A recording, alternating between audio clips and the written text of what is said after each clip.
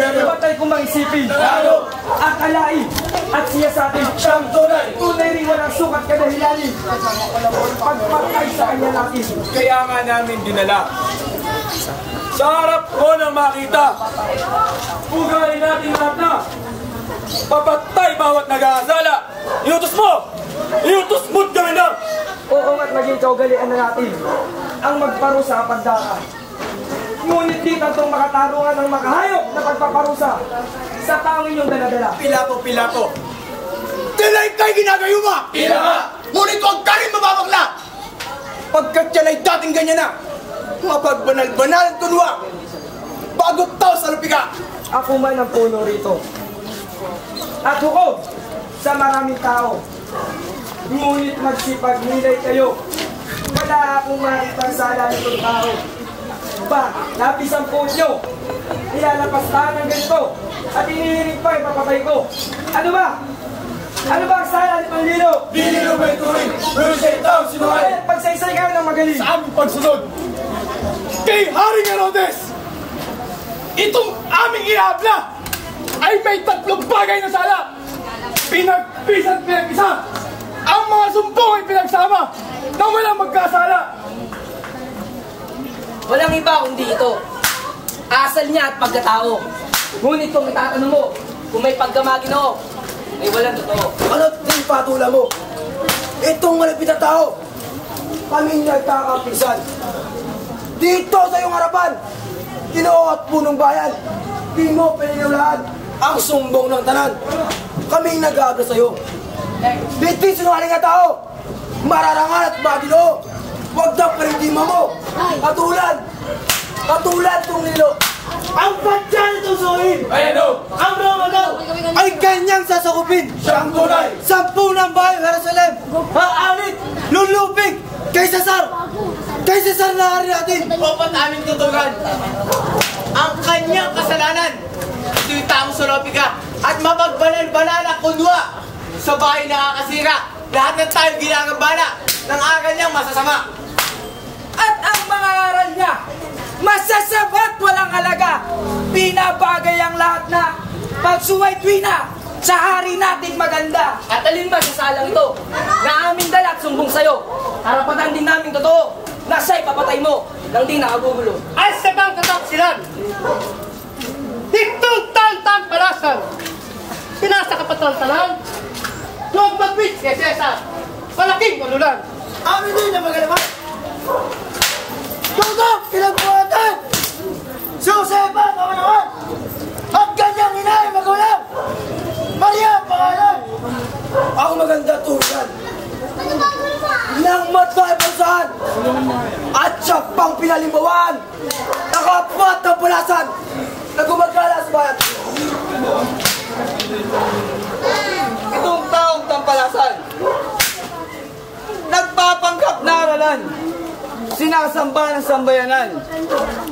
At sa 14 na elemento, ang tumamdak ng bautismo, ang maniwalang totoo, ay kanya raw magiging katoto. Nazareno, ngayon di kayo naharap ni Pilato, ibig ko sana'y magpakita ng milagro.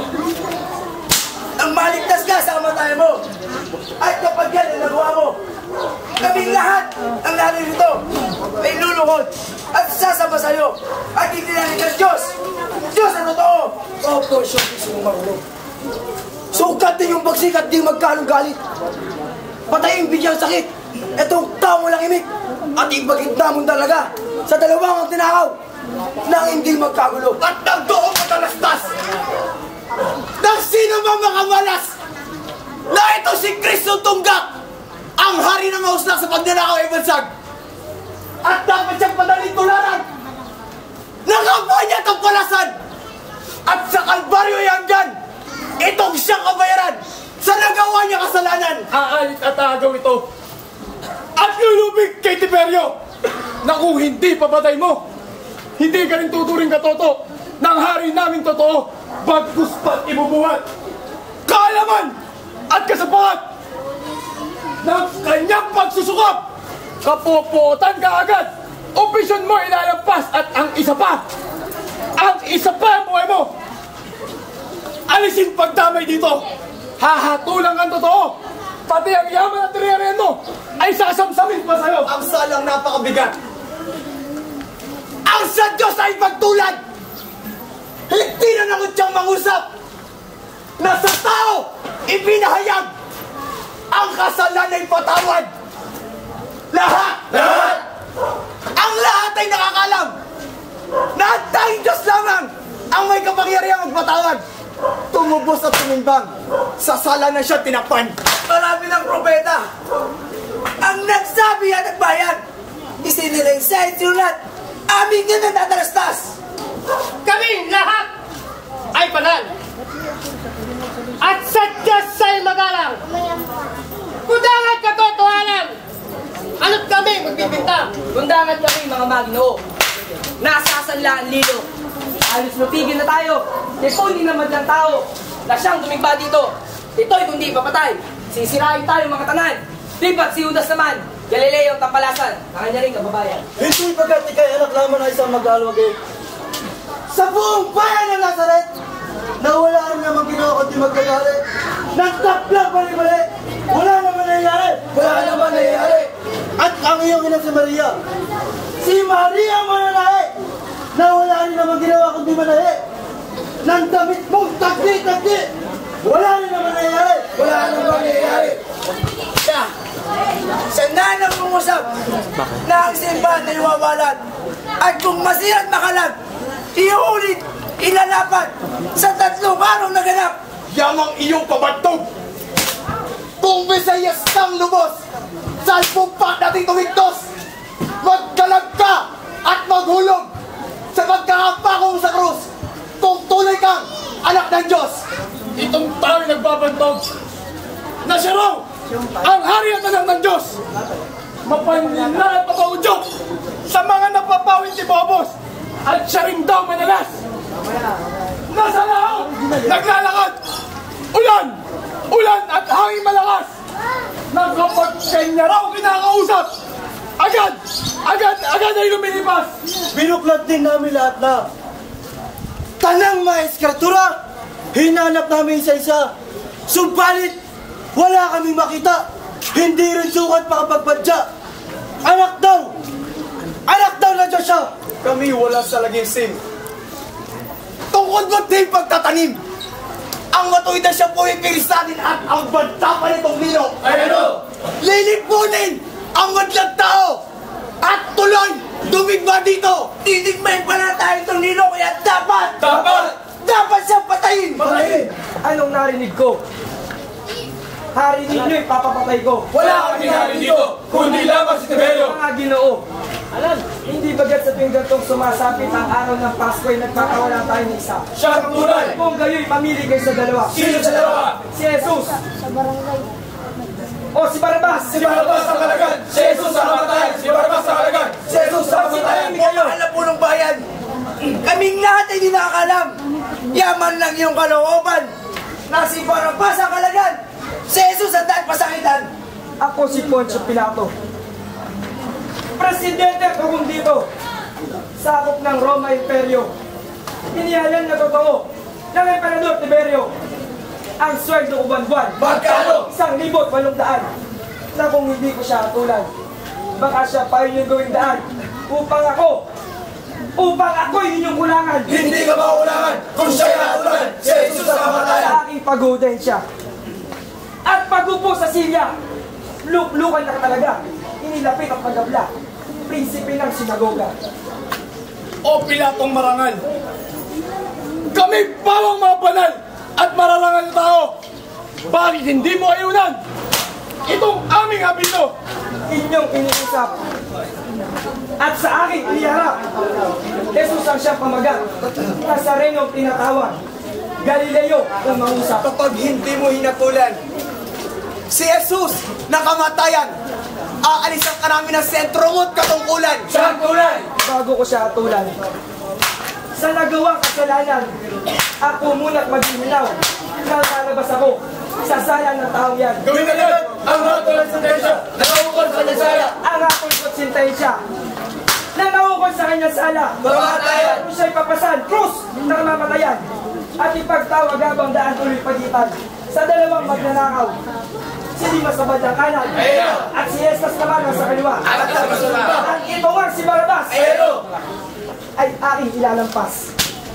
Kawan, dalhin dito si Barabas.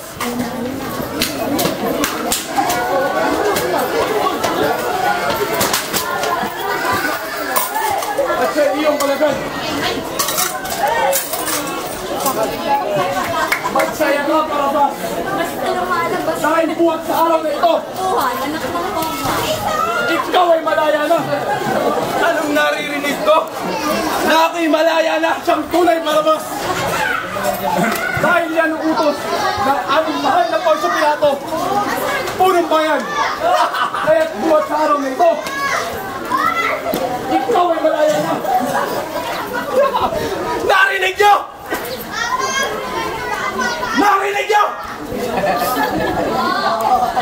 Si Barabas na makasalanan na natulang mabilanggo habang buhay. Subalit ngayon ay nakamit din ang kalayaan.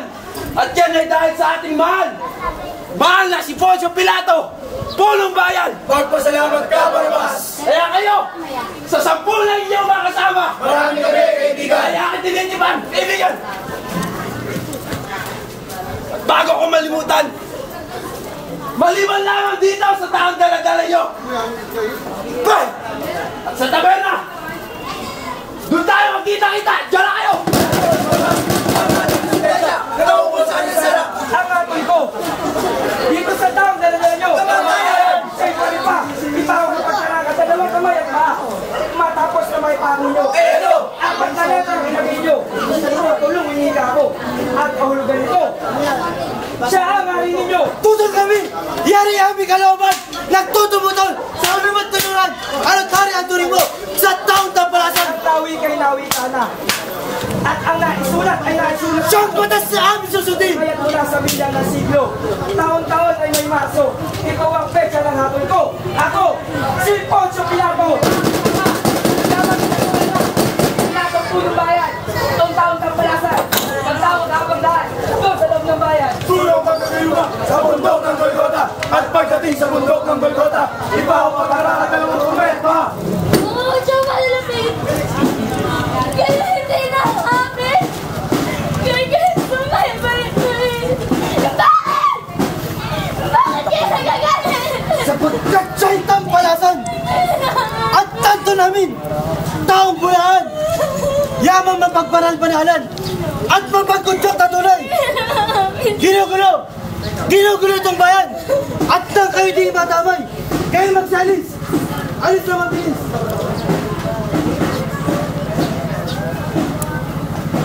Panginoon, ipagpahintulot niyo ko na mapunasan ko ang dugo at pawis sa inyong mukha at magpainom na rin ng tubig upang mapawi ang inyong pagkauhaw. At sino ang bigay sa'yo ng karapatan? Walang sino man sa kanya maaaring malapit! O magpainuman lamang! Kaya't kung ayaw na madamay! Kayo din na lumisan!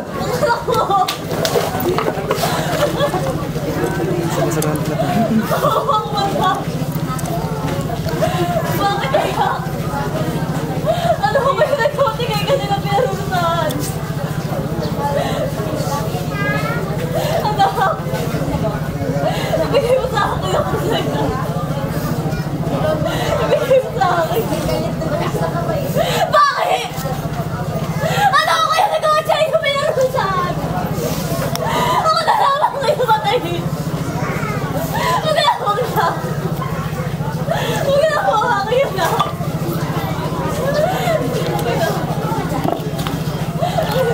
Hindi ko kalagaya kaya. Dito ako. Bakit dito ako? Kumakita ako diba? Babay ka sa baba. Ano ito yung bibig? Babae! Ikaw ang may kasalanan! Anak mo ay iyong pinabayaan! Ako na lang! Kaya't siya'y naging palasan! Kaya't sa harapang ito ay sadyang hindi ka kailangan! Ngayon din ay lumisan! Ano't kayo'y nadidihilan? Na magparusa sa dililo! Dililo ba yung turing? Ngunit siya'y tao sinungaling! Isa-isa kayo na magaling! Sabihin mo kung sino-sino ang pumukpok sa iyong ulo at sumampal sa mukha mo! Hari pamagat ay bago ang kandog sa Galileo! Kung ang malupit na aso, anak at ang demonyo, walang mga bayan toto, alay pagiging tao, walang bastos, walang to, pusa!